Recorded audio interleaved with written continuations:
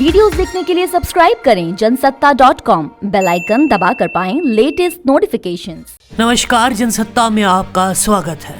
करीब 2 साल पहले चीन के वुहान से निकले कोरोना वायरस ने पूरी दुनिया में खौफ कायम किया था। तब से अब तक दुनिया कोरोना महामारी से जूझ रही है।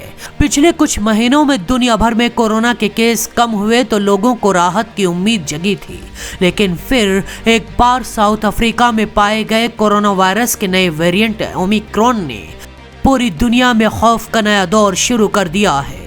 ब्रिटेन, कनाडा, नीदरलैंड समेत कई देशों में कोरोना के इस नए वेरिएंट के केस मिल चुके हैं। ओमिक्रॉन को खतरनाक इसलिए भी माना जा रहा है क्योंकि एक्सपर्ट इस पर अलग अलग राय दे रहे हैं।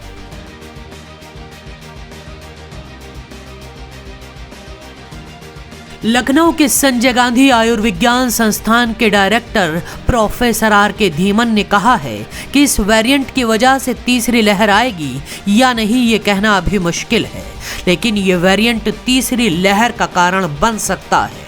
हालांकि भारत के लिए राहत की बात यह है, यहाँ लोगों को तेजी से वैक्सीन लगी है और लग रही है।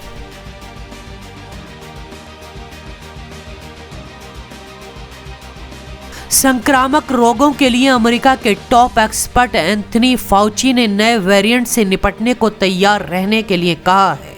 उन्होंने कहा कि अभी ये कहना जल्दी होगा कि दुनिया में एक बार फिर लॉकडाउन और बाकी बंदिशों की जरूरत होगी। तमाम एक्सपर्ट कोरोना के नए वेरिएंट को काफी ज्यादा इन्फेक्शियस बता रहे हैं।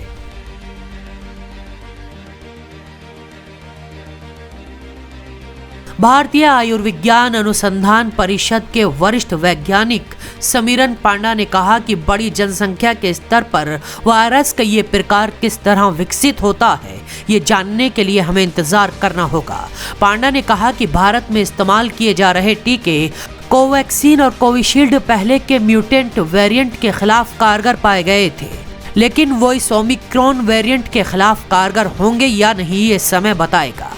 इस बारे में अभी कुछ नहीं कहा जा सकता।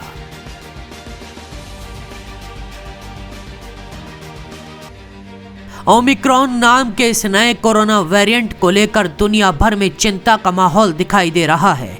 भारत में भी इसका डर दिखाई देने लगा है। साउथ अफ्रीका में मिले इस नए वेरिएंट के बाद ये बहस तेज हो गई थी कि अगर इस वेरिएंट का असर भारत में दिखा तो इससे लड़ने के इंतजाम कैसे हैं। केंद्र सरकार ने राज्यों को ओमिक्रॉन वेरिएंट के इफेक्ट के खिलाफ तैयारी शुरू करने का निर्देश दिया है।